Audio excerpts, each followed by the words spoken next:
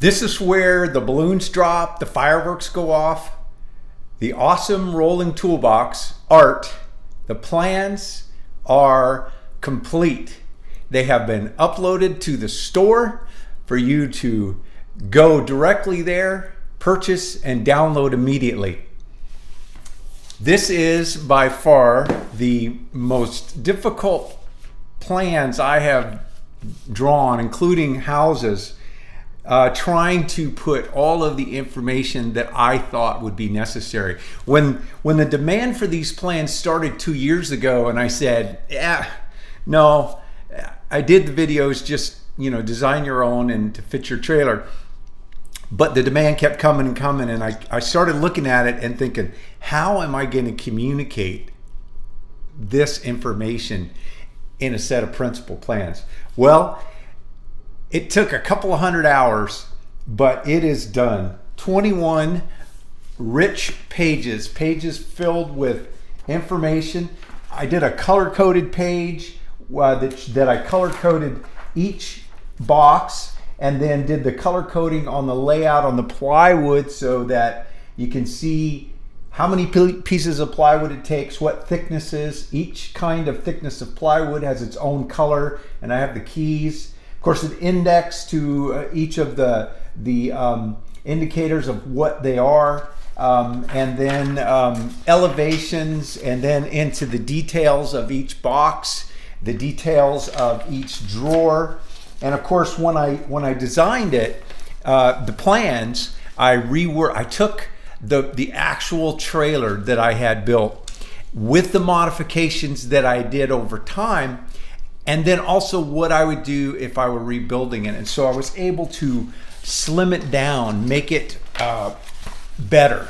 For example, the drawer banks, I adjusted the widths so that I get the same width as I had before, except now each cabinet is the same width. Now there's a couple that are shorter, but I kept the dimensioning on the drawers the same, so any of these drawers will go in any of these boxes. There is another drawer on the other side, my favorite one, the big one. That one is different because it's deeper, so I couldn't unify it with these. But the information is there and very buildable. It's both in standard dimension and in metric. Now I design in standard. Our materials are standard, so it's feet and inches.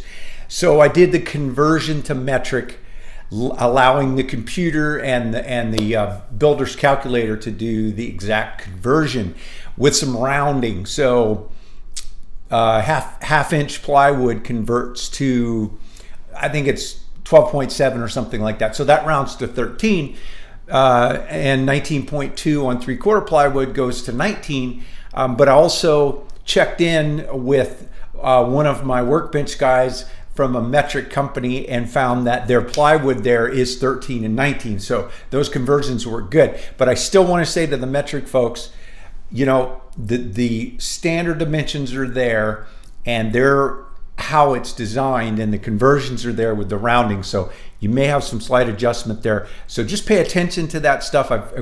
Again, 21 pages full of information.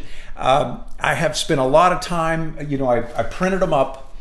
First I made the PDF, and then it was 42 megs. So I reduced the file size in Acrobat down to 7 megs, so it's downloadable. Wouldn't want to deal with a 42 meg file. Printed that file. That's the file I printed here. Make sure the detail is good and the numbers are the right size. Now it's formatted for 11 by 17 and it's PDF. Now you can print a PDF whatever size you want. It'll print on 8.5 by 11. It'll print larger. The only problem with printing it smaller is the text and the numbers are going to get it small. Now, of course, you don't even have to print it. You can put it on your tablet and then zoom in and do that as well if you're comfortable working with the tablet in your shop. I kind of like that, but I still print. I have an 11 by 17 printer. I use this size a lot in construction. My house plans are all 11 by 17. I find them a lot easier to deal with than the 24 by 36. So they are there. Again, lots of rich detail. There's probably going to be some errors. The information is on multiple pages showing different things. So for example, I did the conversion 1/2 inch to 12 millimeter because I thought that plywood in metric countries was 12. And then I found out through my friend that it's actually 13. So I went through and switched it all to 13. And as I was going through this, I found 2 or 3 places I missed it and I corrected that. I think I've caught everything. But with this much information, I'm sure there's going to be something there. But you know, the information is solid, and I'm just very confident that you're going to be able to build. Now, I did design it upon request because I said, hey, there's so many trailer sizes and stuff, and people said, no, just do it for your 7x14 with the nose. A lot of trailers like that. That's what I have, and so I went ahead and did that. But I want to emphasize that you can take this information and scale it. So if you got a longer trailer, you can just add boxes, or if you want to make the boxes a little wider, you can just do the math and adjust them. Also, if you have a van, certainly you can use parts of this in your van. And in fact, one of the shop videos that I need to edit and get up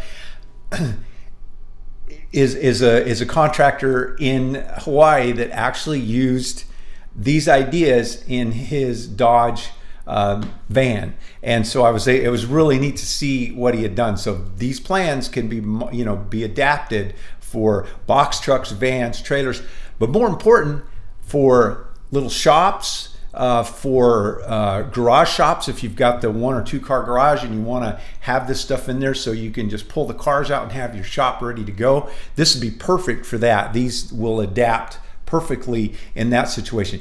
And if you've got a large shop, these ideas for storage and organization, this lean concept, will work even in a larger shop, because these aren't scaled small to fit in a trailer. They're just very efficiently designed, and they will work in a lot of different situations.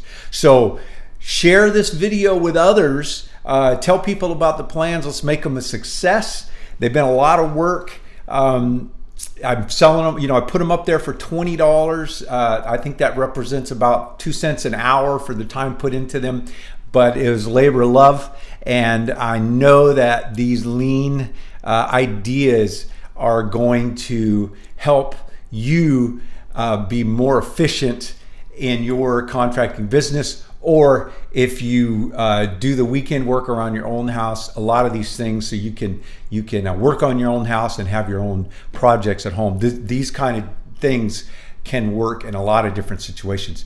So thanks for keeping at me and saying, make the plans, because I wasn't going to do it. But now that they're done, I'm excited about them. I'm really happy. I learned a lot more about SketchUp. I'm an advanced SketchUp user, but I was really forced to get in and figure some things out. I learned a lot more about the metric system, which I needed to do. And so that was really handy. And there's a materials list on here, and it's pretty straightforward because it's basically plywood and screws. There's no other hardware. So you can really save a lot of money than if you're going to build the traditional way with lots and lots of hardware, hinges and drawer slides and stuff. So that's part of developing this system. Was originally, when I did it in the box truck, was to I just didn't want to spend $1,000 on hardware, and so I came up with these concepts, which have been now proven in 2 different vehicles, the box truck and the trailer.